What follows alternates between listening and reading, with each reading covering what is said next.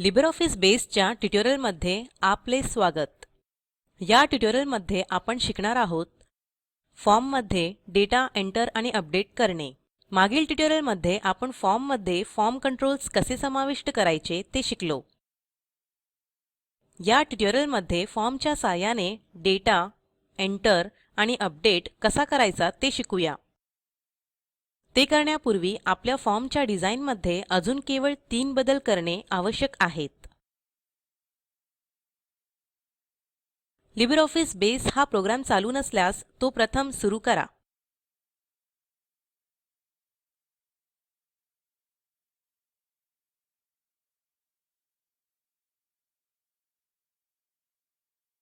आणि आपला library database उघडा. त्यासाठी फाइल मेनूमधील ओपन वर क्लिक करा. आता आपण लायब्ररी डेटाबेस मध्ये आहोत आणि आपण बुक्स इश्यूड टू मेंबर्स हा फॉर्म उघडूया. त्यासाठी डावीकडील पॅनेलमधील फॉर्म्सच्या आयकॉनवर क्लिक करा आणि नंतर उजव्या बाजूच्या पॅनेलमधील बुक्स इश्यूड टू मेंबर्स वर राईट क्लिक करा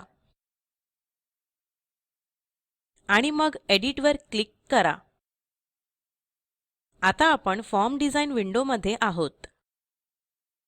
प्रथम फॉर्मचा आकार आपल्याला आवडेल असा योग्य तो करून घेऊ. त्यासाठी आपण आपल्या फॉर्म विंडोची लांबी आणि उंची कमी करूया. फॉर्म विंडोच्या बाजू क्लिक करून ड्रॅग व ड्रॉप या पद्धतीचा वापर करू. नंतर आपण फॉर्मच्या हेडिंगचा फॉन्ट बदलूया. वरील फॉर्मॅटिंग टूलबार मधून फॉन्ट बदलून तो एरियल ब्लॅक आणि आकार बदलून तो 12 करा.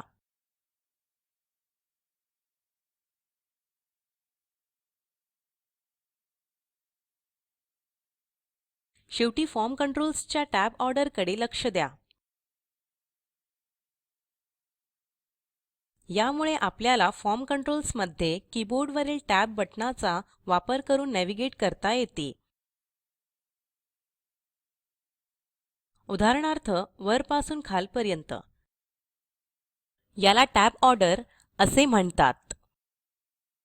बेस टॅब ऑर्डर वरपासून खालपर्यंत अशी सेट करतो.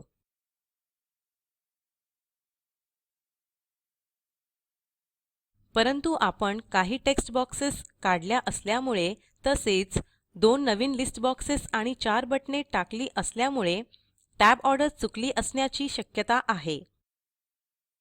मग आपण ती आत्ताच सेट करूया. सामान्यतः विंडोच्या तळाशी असलेल्या फॉर्म डिझाइन टूलबार मध्ये पहा व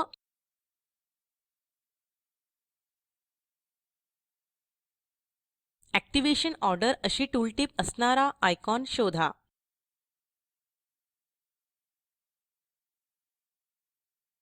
त्या आयकॉनवर क्लिक करा. आता आपल्याला टॅब ऑर्डर असे शीर्षक असलेली छोटी पॉपअप विंडो दिसेल. या फॉर्म कंट्रोल्सचा योग्य क्रम ठरवण्यासाठी आपण आयटम्सवर क्लिक, ड्रॅग आणि ड्रॉप करू शकतो. किंवा आपण मूव्ह अप किंवा मूव्ह डाऊन या बटणांचा वापर करू शकतो. मग येथे दर्शवलेल्या इमेजप्रमाणे टॅब ऑर्डर सेट करा.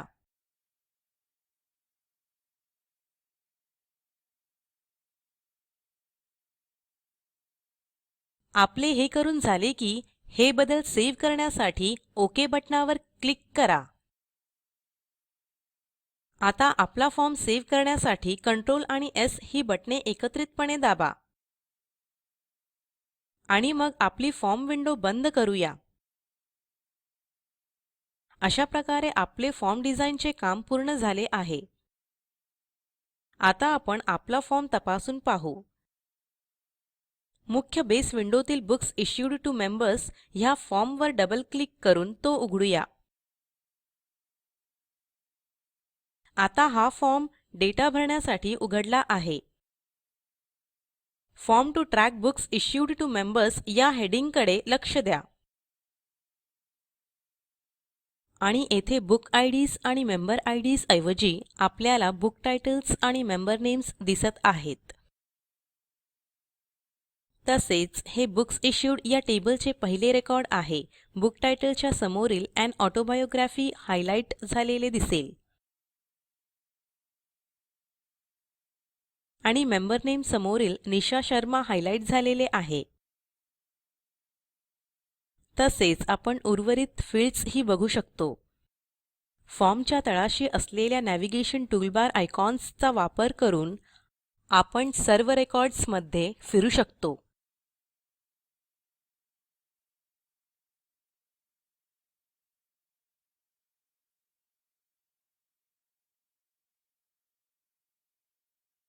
आता आपण दुसऱ्या रेकॉर्डवर जाऊया. येथे आपल्याला दिसेल की जेकब रॉबिन यांनी मॅकबेथ हे पुस्तक घेतले आहे आणि आपण असे समजूया की ते आता ते पुस्तक परत करत आहेत. मग आता या रेकॉर्डमध्ये ही माहिती अपडेट करूया. उदाहरणार्थ त्यासाठी आपण ॲक्च्युअल रिटर्न डेट 7/7/11 असे टाईप करा आणि चेक्ड इन हे फील्ड तपासा. ही माहिती सेव्ह करण्यासाठी आपण समाविष्ट केलेले सेव्ह रेकॉर्ड हे बटण दाबणार आहोत. आपल्याला दिसेल की हे बटण आता ग्रेड आउट झाले आहे, म्हणजेच ते आता आपल्याला वापरता येणार नाही. पण जर आपण या रेकॉर्डमध्ये परत बदल केला तर ते बटण पुन्हा वापरण्यास योग्य होईल. आता आपण उंडो चेंजेस हे बटण तपासून पाहू.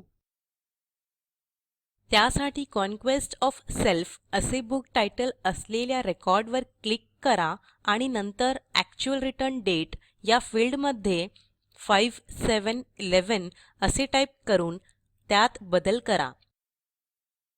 सेव्ह रेकॉर्ड आणि उंडो चेंजेस ही दोन्ही बटणे इनेबल झालेली दिसतील. आता उंडो चेंजेस या बटणावर क्लिक करू काय झाले ते बघा. आपण केलेले बदल जाऊन आता ते पूर्वीसारखे झाले आहे. आपल्याला दिसेल की कॉन्क्वेस्ट ऑफ सेल्फ ऐवजी मॅकबेथ हायलाइट झाले असून त्याची ॲक्च्युअल रिटर्न डेट 7/7/11 आहे. आता आपण डिलीट रेकॉर्ड या बटणावर क्लिक करूया, म्हणजेच हे दुसरे रेकॉर्ड डिलीट करण्याचा प्रयत्न करूया. बेस हे डिलीट करण्याबाबत सावधगिरी बाळगत असल्यामुळे ते आपल्याला सूचना म्हणून त्याबद्दल परवानगी विचारते. आत्तासाठी येस हे बटण दाबून पुढे जाऊया. आपल्याला दिसेल की रेकॉर्ड खरेच डिलीट झाले असून ते स्क्रीनवर दिसत नाही. त्याऐवजी आपल्याला पुढील रेकॉर्ड दिसत आहे.